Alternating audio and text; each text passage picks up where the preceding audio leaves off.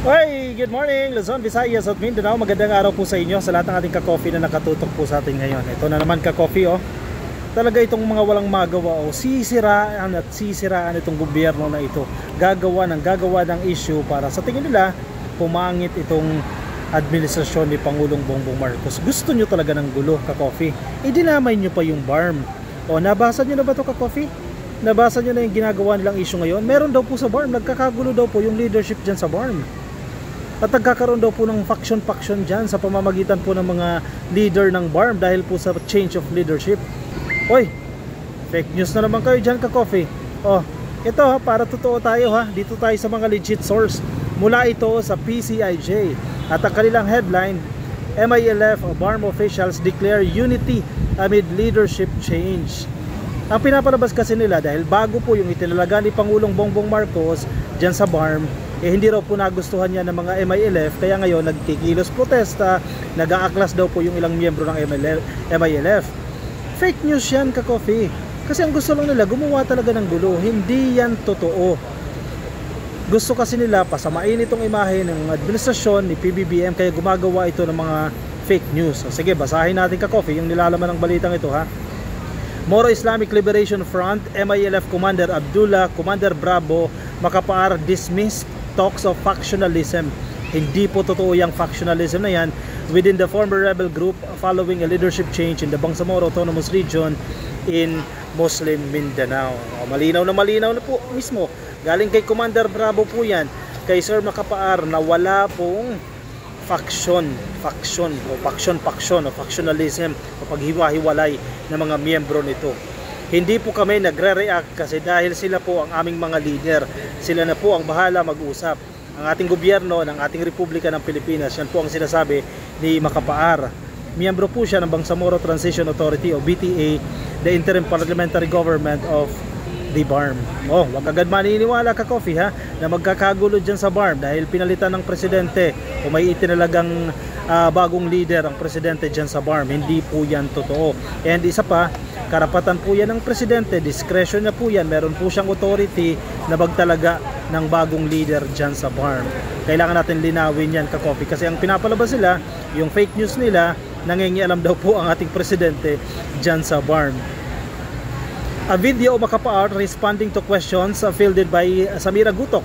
Kung nakita nyo na ka-coffee, nag-trending po yan. Itong si Samira Gutok, a civil society advocate and a former BTA member at an unidentified airport, circulated on Monday morning, March 10. It was a day after the Philippine Center for Investigative Journalism or PCIJ reported the appointment of Maguindanao del Norte Governor Abdul Rauf Bakakuwa as the new interim chief minister of the BARM. Yan nga, kasi gawa-gawa nga lang nila yan. Kasi gusto nilang magalit ang tao kay PBBM, magalit ang tao sa gobyerno. Yan naman ang gusto nila dyan eh. Kasi pag nagalit ang tao sa gobyerno, eventually, ang pangarap kasi nila magkaroon ng EDSA na naman. EDSA people power na naman.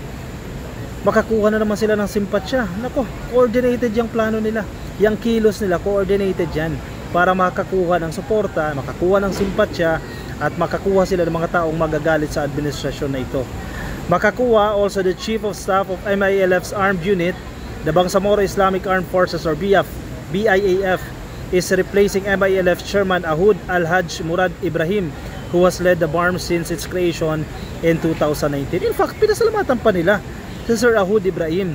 Pinasalamatan nila sa kanyang serbisyo, sa kanyang nagawa. In fact, mahirap din naman talaga, sa totoo lang, mahirap naman talaga yung ginawa ni Sir Ahud, no? Siyempre, kung yung birth pains ka-coffee na pagsiset up ng gobyerno, napakahirap po yan. Kaya pinasalamatan nila yan. Hindi totoong nagkakawatak-watak sila. Hindi totoong nagkakaaway-away sila dahil sa change of leadership dyan sa BARM. Fake news yan. Huwag kayo maniniwala agad dyan sa mga fake news.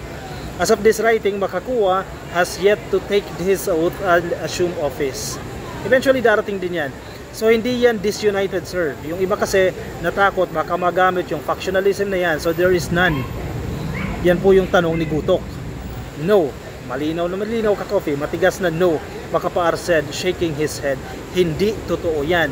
Hindi yan disunited. Nagkakaisa pa rin po sila sa kabila po ng leadership change. Bangsamoro government spokesperson si Mod Asnin Pindatun said that MILF leaders are not disunited. Oh, malinaw na malinaw ka-coffee. Ulitin ko lang ha. MILF leaders are not disunited but are actually feeling positive about the change in leadership after a meeting on Sunday. Sakit pakinggan, no? Yung mga bitter dyan, no? Yung mga nanggugulo, masakit pakinggan, no?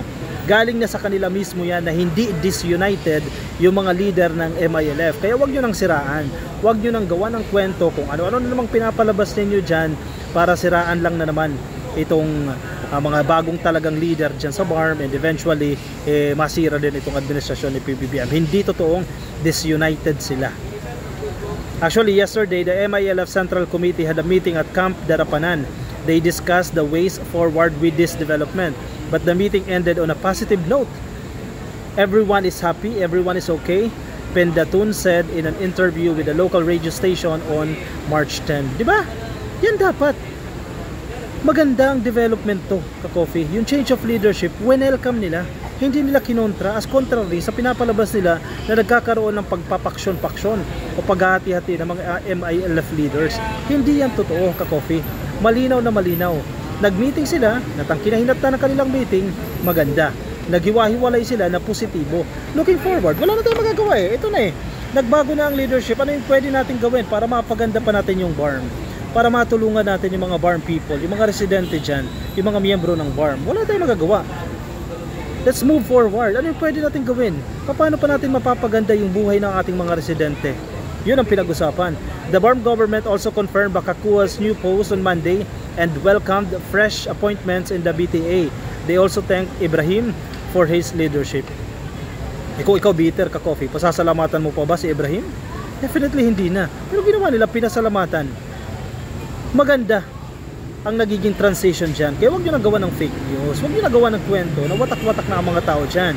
With this development, outgoing Chief Minister Ibrahim is able to focus on the first parliamentary elections ngayong pong Oktubre, both as chairman of the MILF and president of the organization's political party. Alinsunod po doon, batay po doon sa statement. Marcos also appointed new members of the BTA. Ibrahim will reportedly remain as a member of the parliament through his name, although his name was not yet included in the incomplete list of BTA members published by the Presidential Communications Office. Eventually, lalabas din yung ka-coffee yung kumpletong listahan. Again, wag na tayong gumawa ng fake news. Diba? Yan ang sumisira sa atin, yung mga peking balita eh. Huwag na natin gawa ng mga peking balita yan. Kasi nagkakawatak-watak tayo dyan eh. Sino mahihirapan dyan? Tayo din yan. Ang buong Pilipinas din ang mahihirapan once na magpakalat tayo ng fake news. Again, hindi po watak-watak ang MILF leaders. Nagkakasundo po sila, nagkakaisa po sila. O siya, sige ka-coffee, baka may opinion kayo, reaksyon, lagay dyan sa ating comment section para mabasa po yan ng iba natin mga ka-coffee. Mga nasa Facebook, pasuyin na lang ka-coffee, please. Like and follow. Yung mga nasa YouTube, click lang po na subscribe and hit the notification icon para updated kayo every time we have new upload. I'll see you ka-coffee in my next video. Bye-bye.